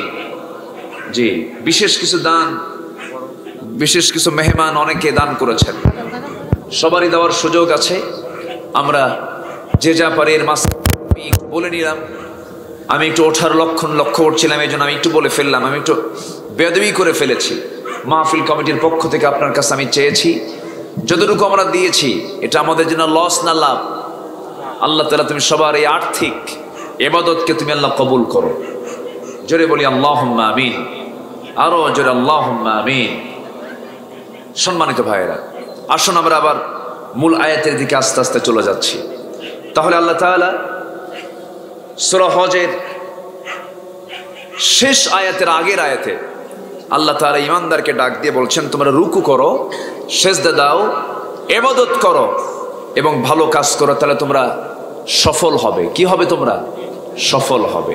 এরপর আল্লাহ তাআলা বলছেন, ওয়াজাহিদু, তোমরা জিহাদ করো, ফি সাবিলিল্লাহ, ওয়াজাহিদু ফিল্লাহ, তোমরা আল্লাহর জন্য জিহাদ করো। কার কথা? আসতে বলবেন না, কার কথা? আল্লাহর কথা। আমি জানি অনেকের কাছে এখন অনেক রাত হয়ে গেছে, এইদিকে আবার আকাশের বাতাস আমাকে অস্থির করে তুলছে। মানে বাতাসও হয়, আমাদের মনটাও আনচান করে, না জেনে কোন সময় কি যেন হয়ে যায়। তা আসুন, আমি যতক্ষণ আছি আমরা ততক্ষণ থাকবো। জোরে বলি ইনশাআল্লাহ। একটু আমার দিকে তাকান। তো আল্লাহ তাআলা এবার বলছেন, ওয়াজাহিদু ফিল্লাহি হাক্কা জিহাদিহি, তোমরা আল্লাহর পথে জিহাদ করার মতো জিহাদ করো। এটা কার কথা? আসতে বলবেন না, কার কথা? আল্লাহর কথা। জিহাদ মানে অনেকে মনে করেন অস্ত্র দিয়া যা পাবো সামনে সব শেষ করে দেওয়া, এটার নাম জিহাদ নয়। জিহাদ মানে হচ্ছে চেষ্টা করা। এই যে আমরা মাহফিলে বসে আছি, বাতাস আসতেছে, বৃষ্টির সম্ভাবনা, কষ্ট করে আসছি, রিস্ক নিয়ে আসছি, রাত জেগে জেগে বসে আছি, এটাও জিহাদ। এটাও কি বলেন তো? এটা কি জিহাদ নয়? জিহাদ, এটার নাম হলো চেষ্টা। সম্মানিত ভাইয়েরা, ফজরের সময় বিছনা থেকে উঠতে মন চায় না, আজান শুনি, মন চায় না যে আমি বিছনা থেকে উঠি, শরীরটা অলস মনে হয়। এরপরও আমি উঠতেছি সকল অলসতা ত্যাগ করে, আল্লাহর মহব্বতে, এই যে আমি চেষ্টা করছি, এটার নাম কি বলেন তো? আস্তে কয়, আরো জোরে বলেন, এটার নাম কি? জিহাদ। জিহাদ জীবনের প্রত্যেকটা কাজই জিহাদ, কিন্তু হতে হবে কার পদ্ধতিতে? আস্তে, কার পদ্ধতিতে? হাজারো ব্যবসায়ীর মাঝে, অসংখ্য ব্যবসায়ীর মাঝে আপনি অসৎ ব্যবসা করছে, এর মাঝে আপনি সৎ ব্যবসা করছেন, এটা কি বলেন? অসংখ্য বেপর্দা নারীর ভিতরে আপনি মা, আপনি পর্দা নিয়ে চলতেছেন, এটা আপনার জন্য কি? জিহাদ।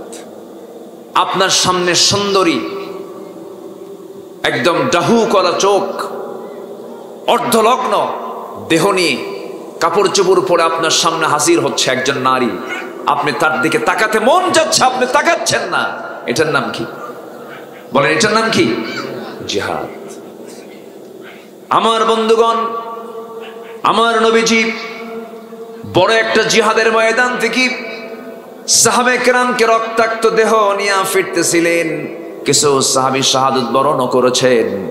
সেই সময় রাসূল বলেন, রাজানা মিনাল জিহাদিল আসগর ইলাল জিহাদিল আকবার, চলো আমরা ফিরে যাই ছোট যুদ্ধের ময়দান থেকে বড় যুদ্ধের ময়দানের দিকে। সাহাবীরা বললেন, ইয়া রাসূলুল্লাহ, এটা কেমন করে সম্ভব?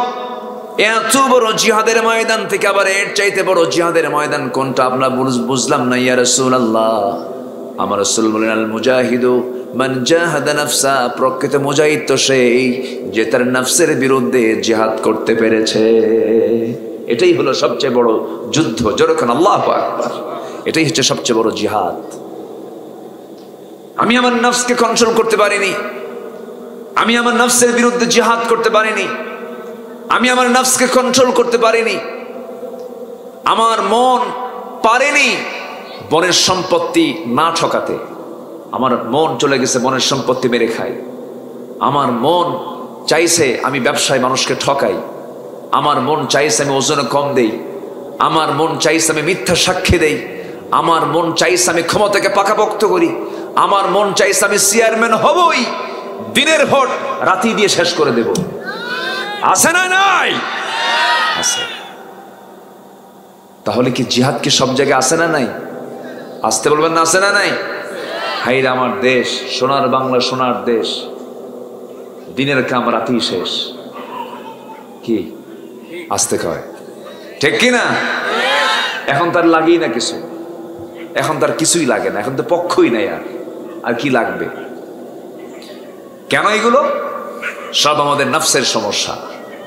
আমরা জিহাদে হেরে গেছি। আমরা আল্লাহর পথে টিকে থাকতে গিয়ে আমরা নিজেকে হারিয়ে ফেলেছি। আমরা টিকে থাকতে চাই কার পথে? আসতে বলবেন না, কার পথে? আল্লাহর পথে আমরা টিকে থাকবো। আল্লাহ রাব্বুল আলামিন এই জিহাদের কথা বললেন, আগে বললেন তোমরা রুকু করো, সেজদা করো, ইবাদত করো, ভালো কাজ করো, সফল হয়ে যাবে। এরপরে বলছেন তোমরা আল্লাহর পথে জিহাদের মতো জিহাদ করো, আল্লাহর পথে টিকে থাকার মতো চেষ্টা করো। তবে হ্যাঁ, এই টিকে থাকার জন্য আমি তোমাদেরকে যে শরিয়াত দিয়েছি, যে দিনটা দিয়েছি, এই দিন তোমার জন্য আমি কঠিন করে দেই নাই। হুয়া জাতাবাকুম ওয়া মা জাআলা আলাইকুম ফিদ-দীনি মিন হারাজ মিল্লাতা আবিকুম ইব্রাহিম হুয়া সাম্মাকুমুল মুসলিমিন। জোরে বলুন আল্লাহু আকবার। আল্লাহ রাব্বুল আলামিন বলেন, আমি তোমাদের জন্য আমি আমার পক্ষ থেকে যে দিনটা দিয়েছি, যে ইসলামটা দিয়েছি, যে দিন শরিয়াত দিয়েছি, এটা তোমার জন্য জীবন বিধান দিয়েছি। এটা তোমার জন্য কঠিন করে দেই নাই, তোমার জন্য জটিল করে দেই নাই, খুব সহজ করে দিয়েছি। আর জেনে রেখে দিয়ে আমি তোমাদের জন্য একটা পিতা দিয়েছি। তোমাদের একমাত্র পিতা হচ্ছেন ইব্রাহিম আলাইহিস সালাতু ওয়াস সালাম। ইব্রাহিমকে আমি তোমাদের পিতা বানিয়ে দিয়েছি। তোমাদের মডেল হবেন ইব্রাহিম আলাইহিস সালাতু ওয়াস সালাম। আমার বন্ধুগণ, আজকে যদি মুসলমানদের মুখ থেকে এই কথাই বের হয়ে যেত, তোমরা আমাদেরকে যত ঈমানটা নষ্ট করার জন্য যতই তোমরা ষড়যন্ত্র করো না কেন, ও দুনিয়ার সমস্ত কাফের বেঈমানরা, প্রত্যেকটা মুমিনরা যদি তাদের এমন চেতনা লালন করত, মুমিনরা যদি মুখ দিয়ে বলতো, দুনিয়ার কাফেররা তোরা শুনে রাখ, আমরা হলাম ইব্রাহিমের সন্তান, যে ইব্রাহিম ঈমানটাকে রক্ষা করতে গিয়া আগুনে নিক্ষিপ্ত হয়েও তিনি বাতিলের সামনে আপোষ করেন নাই। সেই ইব্রাহিমের সন্তানরা আগুনে ঝাঁপ দেব, কিন্তু ঈমান হারা কখনো হব না। ঠিক কিনা? সেই ঈমানকে টিকে রাখার জন্য যদি প্রয়োজনে জান দিতে হয়, মাল দিতে হয়, সবাইকে রাজি আছেন? রাজি আছেন কারা কারা? একটা হাত উঁচু করে দেখান মুসলমান। কেউ তো স্লোগান দেন না, দেন না স্লোগান? দাও যুবকরা, নারায়ে তাকবীর, লিল্লাহি তাকবীর, লিল্লাহি তাকবীর। আল কোরআনের আলো, ইসলামের শত্রুরা হুঁশিয়ার, সাবধান। লিল্লাহি তাকবীর। আল্লাহ কবুল করুন, জোরে বলি আমিন, আরো জোরে আমিন। সম্মানিত ভাইয়েরা, অনেক মা বোন আজকের মাহফিল আমি লক্ষ্য করেছি, পুরুষ যেমন আছেন মারাও কিন্তু কোনো অংশে কম নাই। আল্লাহ তুমি মাদের অংশগ্রহণকে তুমি আল্লাহ কবুল করো। একটা মা যদি ভালো হয়ে যায়, পরিবার ভালো হয়ে যায়। আর মা যদি শুধু ইন্ডিয়ান সিরিয়াল দেখে, পরিবার জান্নাতের টুকরা হয়ে যায়। দেখছেন? ঠিক ঠিক হয়। এখানে স্লোগান উল্টা মারছে, স্লোগান এতক্ষণ খুঁজে পাই না, এখন উল্টা স্লোগান মারছে। এই সমস্ত নাটকগুলো, সিনেমাগুলো আজকে মাদেরকে শেষ করে দিল। আমার দাদির যুগে দাদিরাই ভালো ছিলেন, তাই না? আজকে আচ্ছা বলেন তো, যারা অন্য ধর্মের মানুষ, তাদের সংস্কৃতি কি আমাদের সঙ্গে মিলবে? আসতে বলুন, তাদের সংস্কৃতি কি আমাদের মিলবে? তাহলে অন্য ধর্মের মানুষ যে নাটকগুলো করে, যে সিনেমাগুলো করে, তাদের কপালে তিলক থাকে, তাদের দেহের কাপড় চোপড় থাকে তাদের ধর্মকে প্রাধান্য দিয়ে, এবং পূজা উপলক্ষ, বিভিন্ন উপলক্ষে তারা বিভিন্ন নাটক টাটকগুলো করে। তাদের সংস্কৃতিকে সামনে রেখে তাদের তৈরি করা শিল্প, নাটক, সিনেমা মুসলমান কখনো ফলো করতে পারে? আজকে মুসলমান অন্য ধর্মের ধর্মীয় উৎসবে চলে যায়, আছে কি না? ধর্মীয় উৎসবে চলে যায়।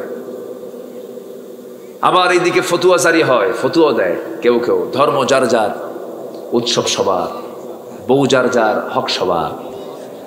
যেরকম নাউজুবিল্লাহ, এটা হয়, এটা হলো। চাকরি যার যার, বেতন সবার, এটা হলো। কেউ মানবে? চাকরি যার যার, বেতন তার তার, বউ যার যার, হকও তার তার, ধর্ম যার যার, উৎসবও তার তার। তাই যদি না হয়, আমার মসজিদে কোনো হিন্দু ভাই আসে না, নামাজ পড়তে আসে। আমাদের ঈদগাহে কোনো খ্রিস্টান ইহুদি ঈদগাহে আসে না। আপনি কেন যান? নারিকেলের নাড়ু বিসমিল্লাহ কয়ে খাও, জোরে কোন নাউজুবিল্লাহ। এগুলো নোংরামি, এগুলো গর্হিত কাজ, হারাম কাজ। তাদের ধর্মীয় কোনো কাজে আমার আপনার যাওয়ার কোনো প্রয়োজন নাই। সম্মানিত ভাইয়েরা, ওরা নারীকে, আমরা মানে আমাদের মধ্যে কিছু মুসলমান নারিকেলের নাড়ু যা খায়। আচ্ছা, ওরা কি কুরবানির দিন এসে গোশত খায়? গরুর গোশত খায়?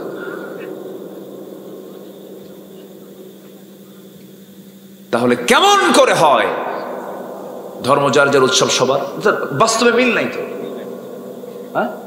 বাস্তবে মিল আছে। গুটি কয়েক কিছু সংখ্যালঘুর একটু বাহাবা নেবার জন্য, প্রশংসা নেবার জন্য পলিসি মেক কইরা ঈমান হারা হবেন, এমন রাজনীতি করার দরকার আমাদের নাই। ঠিক কিনা? হ্যাঁ বাবু, তুমি এবার তাজা হয়েছ, খুব ভালো, ঘুম ভাঙছো, খুব সুন্দর। আল্লাহ তুমি মাহফিলকে কবুল করো, জোরে বলি আমিন। নূহ আলাইহিস সালামের নাম শুনছেন সবাই? উনি একটা কি বানিয়েছিলেন বলেন তো? জাহাজ বানিয়েছেন। কি বানিয়েছেন বলেন? জাহাজ। নৌকা তো ছোট কিছু বোঝায়, এই যে এই কি বলে ডিঙ্গি, হয়তো নদীর পার থেকে ওপারে যেতে হবে। উনি জাহাজ বানিয়ে, লিতাজরিয়াল ফুলক, হ্যাঁ জাহাজ বানিয়েছিলেন। পৃথিবীতে সবচেয়ে বড় যানবাহন কি বলেন তো এখনো? বলেন, জাহাজ। এবং পৃথিবীর সবচেয়ে বেশি মালামাল ট্রান্সফার হয় এখান থেকে ওখানে যায় সবচেয়ে বেশি আকাশ পথে, স্থলপথে না জলপথে?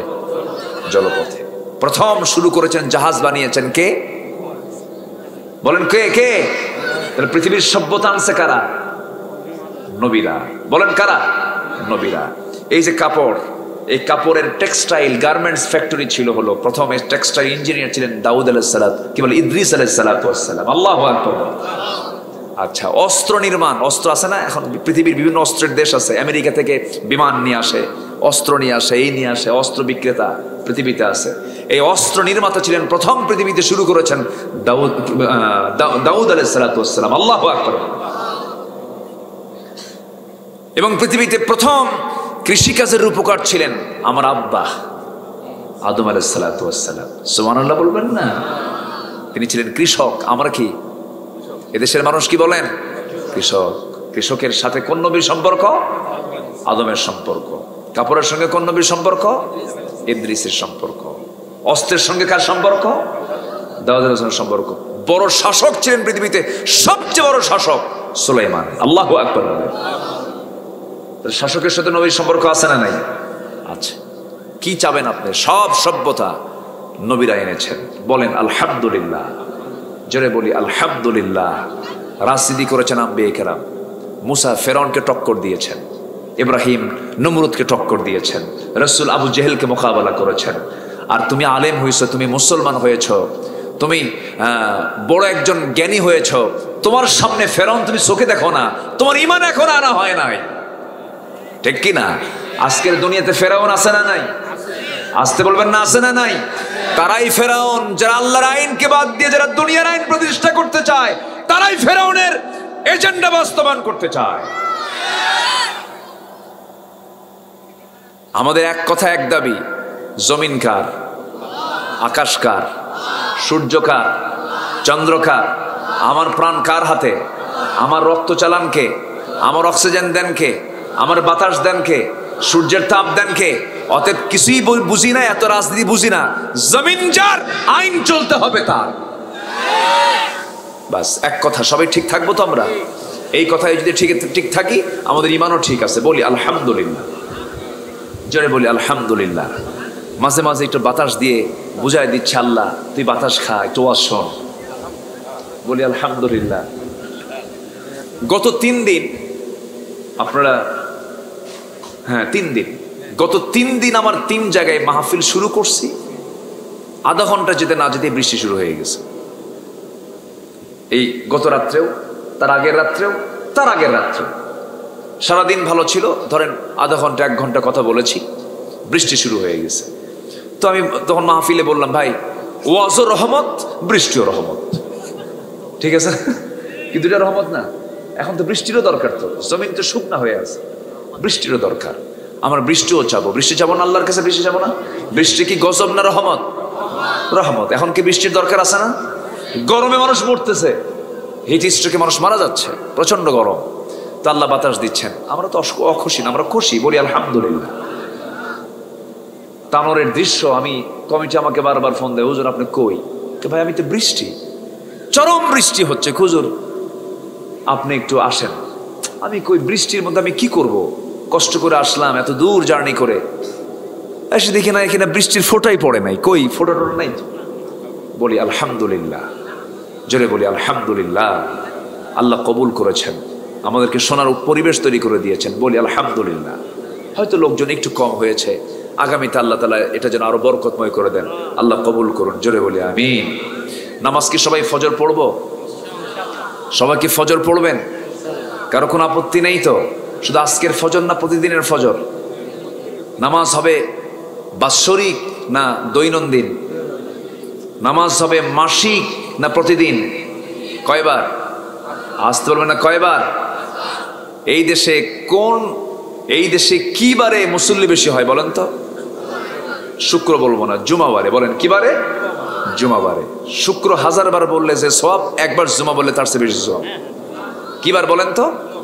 জুমা বললে একটা সূরার নামও বলা হয়ে গেল। সূরার একটা নামও আছে, সূরাতুল কি? জুমা। জুমাবারে আমরা মুসল্লি বেশি পাই। কিন্তু জুমার গুরুত্ব বেশি না ফজরের গুরুত্ব বেশি? বলেন জোরে বলেন, জোরে বলেন। জুমার গুরুত্ব বেশি না ফজরের গুরুত্ব বেশি? কারণ মুসাফির জুমা নামাজ না পড়লেও চলে, কিন্তু মুসাফির আর মুকিম হোক, কি ফজরের দরকার আছে না নাই বলেন? ফজর পড়তে হবে, ফজর কোনো মাফ নাই। আমার বন্ধুগণ, সবার কাছে আমি, এখানে যারা বসে আছেন এক একজন দায়িত্বশীল মনে করবেন, নিজেকে দায়িত্বপূর্ণ মনে করে সবার কাছে আমি একটা দায়িত্ব দিয়ে যাব। নামাজকে আমরা পিলার বানাবো, নামাজকে আমরা খুঁটি বানাবো। নামাজের মধ্যে রুকু আছে, নামাজের মধ্যে সেজদা আছে, নামাজের মধ্যে কল্যাণ আছে, নামাজের মধ্যে রহমত আছে, নামাজের মধ্যে জাহান্নাম থেকে বাঁচা আছে। নামাজটাকে খুঁটি মনে করে আসসালাতু ইমাদুদ্দিন ফাকাদ আকামাহা ফাকাদ আকামাদ্দিন ওয়া মান তারাকাহা ফাকাদ হাদামাদ্দিন। নামাজটাকে ভিত মনে করে, স্তম্ভ মনে করে ব্যক্তি জীবনে, পরিবার জীবনে নামাজ কেন্দ্রিক জীবন আমরা গড়ার চেষ্টা করি। নামাজ যারা জমিনে কায়েম করতে চায় সেই দলে আমরা অংশগ্রহণ করি। যে দলে নামাজ নাই, যে দলে নামাজের কথা নাই, যে দলে নামাজের কর্মসূচি নাই, যে দলে নামাজ কায়েমের কোনো কথা নাই, সেই দলের কাছেও আমরা যাব না। রাজি আছেন সবাই? সবাই কি রাজি আছেন? নামাজের কথা বলেন এমন দল নাই দেশে, আছে কিনা? মানে একটা নেতা এরকম, আপনি ইসলামী দল ছাড়া আপনি এমন কোন নেতা পাবেন কিনা জানি না, যে নেতা তার কর্মীদেরকে বলে তোমরা নামাজ পড়ো। এরকম কোন বিবৃতি আমি পাই নাই পর্যন্ত, আমি পাই নাই। নামাজ পড়ো, 5 ওয়াক্ত তোমরা নামাজ পড়ো। এই জাতির লোকেরা, আমি তোমার দেশের অমক মন্ত্রী বলছি, আমি অমক বলছি, আমি রাষ্ট্রের পক্ষ থেকে বলে দিচ্ছি তোমরা 5 ওয়াক্ত নামাজ পড়ো। এমন জাতীয় কোনো বক্তব্য শুনছেন? কোন কানে আসছে? অথচ জাহান্নাম থেকে বাঁচার জন্য 1 নাম্বার উপদেশ কি, 1 নাম্বার অর্ডার কি? নামাজ। তাহলে যেই নেতারা পদে বসে আমার নেতার পরিচয় দিয়ে বসে আছে, আমাকে জাহান্নাম থেকে বাঁচানোর জন্য অন্তত নামাজের একটা কথা বলে না, সে কি আমার বন্ধু না দুশ্মন? দুশ্মন। সম্মানিত ভাইয়েরা, কি ঠিক আছে না? মাইক বন্ধ করে না, বক্তব্য। হ্যাঁ, সম্মানিত ভাইয়েরা, সন্তানকে আদর করে অনেক বাপ মা, না বাবা ঘুম আসছে ফজরের সময়, এটা ডাক দেওয়া যায় বলে, কিন্তু না থাক, এরকম বলে না, বলে না ঘুমাক। কিন্তু না না, ওই সময় ভাবতে হবে এই যে সন্তানটা আরামে ঘুমাচ্ছে, জাহান্নামের আগুন যে ভয়ঙ্কর, জাহান্নামের আগুনে পড়লে যে ক্ষতি হবে, এই ঘুমের মধ্যে যে সে আপনি বরকত মনে করছেন, ওই বরকতের চাইতে জাহান্নামের আযাবটা বলেন ভয়ঙ্কর কম না ভয়ঙ্কর বেশি? ভয়ঙ্কর বেশি। জাহান্নামের ভয়কে মাথায় যদি নিয়ে নেন, ওই সময় কিন্তু আপনার সন্তানকে আপনি চাবেন সন্তানকে জাহান্নাম থেকে কেমনে বাঁচানো যায়। ধরুন ফজরের সময় ওই বাড়িতে আগুন লাগছে, কি লাগছে? আগুন লাগছে। এখন আপনি বলবেন না বাজান ভালো করে ঘুমাক, আগুন লাগছে তো কি হয়েছে, একটু ঘুম দরকার তো, কি আপনি কি ওই সময় রাখবেন ওরে? বরঞ্চ কি করবেন, ও বাবা তাড়াতাড়ি ওঠ, আগুন লাগছে তাড়াতাড়ি ওঠ, জীবন চলে গেল, তাড়াতাড়ি ধরে সব মাজা ধরে সব জোরাজোরি করে টেনে নিয়ে চলে যাবেন। এখন ফজরের সময় যদি বাড়িতে আগুন লাগে, আপনি যেমন সন্তানকে তাড়াহুড়ো করে টান দিয়ে সেখান থেকে নিয়ে চলে যাবেন আগুন থেকে বাঁচানোর জন্য, আর সেই ফজরের সময় আপনি যদি সন্তানকে ডাক দেবেন বাজান জাহান্নামের আগুন থেকে বাঁচার জন্য নামাজে ওঠ, ঠিক কি না? নামাজে টান দিয়ে দিবেন, দাঁড়ায়া যাবেন। নামাজ যদি না পড়ে 10 বছর পার হয়ে গেছে, পরিবার থেকে শাসনটা গোটায় নিও না, লাঠি দিয়ে পিটাও। বলেছেন মুহাম্মদ সাল্লাল্লাহু আলাইহি ওয়াসাল্লাম, ভয় দেখাও, চোখ দিয়ে শাসন করো, হাত দিয়ে শাসন করো, মৃদু প্রহার করো। ইসলামীগুলো বলে দিয়েছি 7 বছর যখন হবে সুন্দর করে বুঝাবেন, 10 বছর যখন হবে ধমক দিতে হবে, ঠিক কিনা? ধমক দিতে হবে, নামাজ পড়, শাসন করতে হবে। এমন পিতা কয়জন আছে যে সন্তানকে নামাজের জন্য শাসন করে? খুব কম। স্কুলে যায় না, খুব ধমক। কোচিং এ যায় না, খুব ধমক। পড়াশোনা করে না, খুব ধমক। নামাজের জন্য বলে না। আপনি আদর্শ পিতা হতে পারেন নাই।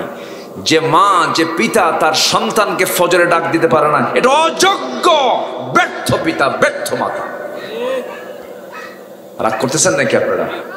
এগুলো খেয়াল করতে হবে। আমার এই কথাগুলো শুধু আপনি শুনছেন না, এই প্রযুক্তির কল্যাণে কোটি কোটি মানুষের কাছে আলোচনাগুলো চলে যাচ্ছে, কোটি কোটি মানুষের আলোচনাগুলো শুনবে। আল্লাহ তাআলা আমাদের সবাইকে এগুলো আমল করার তৌফিক দান করুন। জোরে বলি আল্লাহুম্মা আমিন, জোরে বলি আল্লাহুম্মা আমিন। তাহলে আমাদের জাতির পিতাকে, জোরে জাতির পিতাকে তার সন্তানকে কি সুন্দর করে নাসিহা করেছেন। এমনি পিতা হননি, আবার সন্তানও কম না। এই যে কোরবানি আসতেছে, সব কোন নবী দুজনের স্মৃতি বলেন তো, বলেন? বাবার বেটা, বাবার নাম কি? ছেলের নাম কি? ইসমাইল। এই দুজনের স্মৃতি সব জায়গায়, সব জায়গায়। আল্লাহু আকবার বলেন। আল্লাহর ঘর কাবা, হজে গেছেন তো? ওই কাবাটার কনস্ট্রাকশনের মূল রাজমিস্ত্রি হচ্ছেন ইব্রাহিম আলাইহিস সালাতু ওয়াস সালাম। আল্লাহু আকবার। ওখানে মাকাম ইব্রাহিম আছে, ওই পাথরের উপরে পা রেখে তিনি কাজ করেছেন। পাথরটা লিফটের মতো কাজ করতো। সুবহানাল্লাহ। তিনি এই সুন্দর, এটা হবে মেবি 40 ফিট উঁচা হবে, 40 ফিট উঁচা হবে, 38 থেকে 40 ফিট উঁচা হবে। চতুর্দিক মানে 4 কোণা বিশিষ্ট একটা ঘর। কিন্তু ঘরটার কালার কিন্তু কালো না, ঘরটার কালার কিন্তু কালো না, কিন্তু এটাকে কালো কাপড় দিয়ে মুড়ানো হয়। বছরে একবার চেঞ্জ করা হয়, সেটা হলো আরাফাতের দিন। কিসের দিন বলে? আল্লাহ তাআলা আমাকে নিজের চোখে এগুলো দেখিয়েছেন। এবং আল্লাহর মেহেরবানি, ওই কাবা শরীফের যে কাপড়টা, সেই কাপড়ের একটা অংশ কিসওয়া আমাকে উপহার স্বরূপ দেওয়া হয়েছে। আমার বাসায় আমি এটাকে সংরক্ষণ করেছি, আমাকে সেখান থেকে বিশেষভাবে আমাকে দেওয়া হয়েছে। তো যাই হোক, নিজের আমিত্ব প্রকাশ আমি করব না, এটা কথায় বলে ফেললাম, এটা বেশি বলে ফেললাম, এটা দরকার ছিল না। তো সম্মানিত ভাইয়েরা, তো এই কাবা নির্মাণ করেছেন, এই কনস্ট্রাকশন করেছেন হলো ইব্রাহিম আলাইহিস সালাতু ওয়াস সালাম এবং তার ছেলে ইসমাইল। ইসমাইল হচ্ছেন লেবার, আর মূল মিস্ত্রিকে জোগাড় দিতেন, আগায় দিতেন। সেই ইসমাইল আলাইহিস সালাতু ওয়াস সালামের কত স্মৃতি আছে, সেখানে যাবেন। আল্লাহ তাআলা তুমি সবাইকে যাওয়ার তৌফিক দিয়ে দাও। হজের সময় তো, এই জন্য সূরা হজের হালকা হালকা কিছু কথা আমার আলোচনার মধ্যে একটু একটু করে ঢুকায় দিলাম। আল্লাহ তাআলা সবাইকে যাওয়ার তৌফিক দিয়ে দাও। জোরে বলি আমিন। একজন মহিলা দৌড় মেরেছিলেন পানির জন্য। কে বলেন তো? বলেন কে? কে? স্বামীকে কি সম্মান কম করেছেন না বেশি করেছেন? স্বামী ধরে নিয়ে একটা মরু এলাকায়, জনমানবহীন এলাকা, কিচ্ছু নাই, কেউ নাই, ওই জায়গায় রেখে যাচ্ছেন। একটা বারের জন্য তিনি ধমক দিলেন না, রাগ করলেন না, কিচ্ছু বললেন না।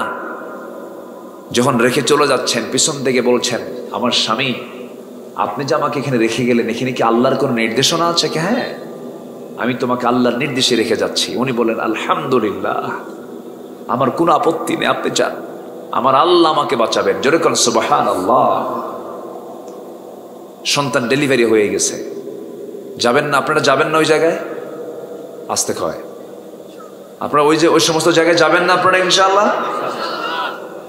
আল্লাহ তুমি সবাইকে, প্রত্যেককে, সবাইকে যাওয়ার তৌফিক দিয়ে দাও। জোরে বলি আমিন।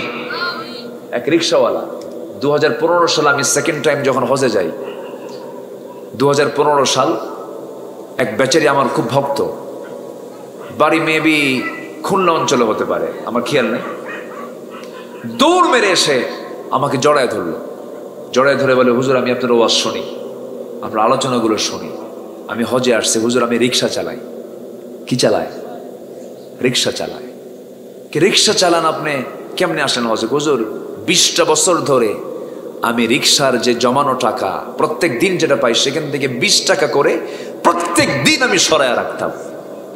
আমি খাইতাম কম একটু, কিন্তু টাকাটা আমি গোছায় গোছায় রেখে, হুজুর এতগুলো টাকা হয়ে গেছে, আমি আল্লাহর ঘরে চলে আসছি। আলহামদুলিল্লাহ বলবেন না? ইচ্ছা থাকলে কি হয়? উপায় হয়, বের হয়ে যায়। ওয়াল্লাযীনা জাহাদু ফীনা লানাহদিয়ান্নাহুম সুবুলানা, যে আমার পথে আসতে চায়, আমি তার জন্য একটা রাস্তা না, অসংখ্য রাস্তা করে দিই। চেষ্টা করব আমরা, সাহায্য করবেন কে? আল্লাহ তাআলা। হজে গেলে অনেক কিছু শেখা যায়, দিলটা চলে যায়, এবং ওই সময়টাই স্বপ্নে রাসূলকে দেখার চান্স সবচাইতে বেশি থাকে। বলি আলহামদুলিল্লাহ। তার সে একটা চক্রের মধ্যে থাকে, সেটা চক্রের মধ্যে থাকে, মহাব্বতটা সে সময় বেড়ে যায়, একটা পরিবেশে মহাব্বতটা বেড়ে যায়। আপনি কি মসজিদের মধ্যে কি বিড়ি খেতে পারবেন? বলেন পারবেন? পারবেন না। মসজিদে বিড়ি খাওয়ার পরিবেশ নাই। আপনি যদি অনেকগুলো বিড়িখোরের সঙ্গে ওখানে থাকেন, বিড়ি না খাইলেও আপনার বিড়ি খাওয়া হয়ে যাবে, কারণ নাকের মধ্যে কি ঢুকবে? ধোঁয়া ঢুকে যাবে। আপনি বিড়ি না খাইলেও আপনার বিড়ি জপ করে আপনি পেয়ে যাবেন। এটা পরিবেশগত বিষয়। আল্লাহ তাআলা এমন একটা হজের একটা লম্বা সফরে প্রত্যেককে যাওয়ার তৌফিক দান করুন। জোরে বলি আমি এই হজের মাসে, হজের মৌসুমে আমি এই দোয়াটা সবার জন্য করি। ইব্রাহিম আলাইহিস সালাতু ওয়াস সালাম তার সন্তান, কি সম্মান আল্লাহ তাআলা দিয়েছেন, কি আনুগত্য শিখিয়েছেন তারা। সন্তানকে বলতেছেন, বাবা আমি তো তোমাকে জবাই করে ফেলবো। কেন? ফিল মানাম আন্নী আযবাহুক, স্বপ্নে দেখলাম আমি তোমাকে জবাই করতেছি। সন্তান কয়, আব্বা এই আপনি আমাকে প্রশ্ন করতেছেন? ইফআল মা তু'মার সাতাজিদুনি ইনশাআল্লাহু মিনাস সাবিরিন। আপনি যা আদেশ পেয়েছেন বাস্তবায়ন করুন, আমার কোনো ক্লেম নাই। যেরকম সুবহানাল্লাহ। মিনার বাজার, হাজিরা যায় না, মিনায় যায় না? হ্যাঁ, মিনার বাজারে চলে গেলে জবাই করবেন, সন্তানকে পাড়িয়ে ফেলেছেন। সন্তান বলতেছে, আব্বা তুমি আমার দিকে তাকায় আসো, তুমি আমার দিকে তাকায় আসো, আমি তোমার দিকে তাকায় আসি, দয়া তো হয়, মহব্বত হচ্ছে, তোমার কষ্ট হবে, তুমি আমার চোখটা কাপড় দিয়ে বেঁধে ফেলো, যেন তোমার পিতৃ মহব্বত যেটা, সন্তানের প্রতি মহব্বত যেটা, এটা যেন বেশি না জেগে ওঠে। আল্লাহর হুকুম পালনের জন্য তুমি একটু যেন কৃপণতা না করো। আল্লাহু আকবার বলে। আল্লাহর কাছে গোশত যায় না ভাই, আল্লাহর কাছে কোনো রক্ত যায় না, আল্লাহর কাছে চলে যায়। লা ইয়ানালাল্লাহু লুহুমুহা ওয়ালা দিমাউহা ওয়ালাকিন ইয়ানালুহু তাকওয়া মিনকুম। আল্লাহর কাছে চলে যায় তোমার তাকওয়া। মাটিতে রক্ত পৌঁছার আগে কুরবানি আল্লাহর আদালতে কবুল হয়ে যায়।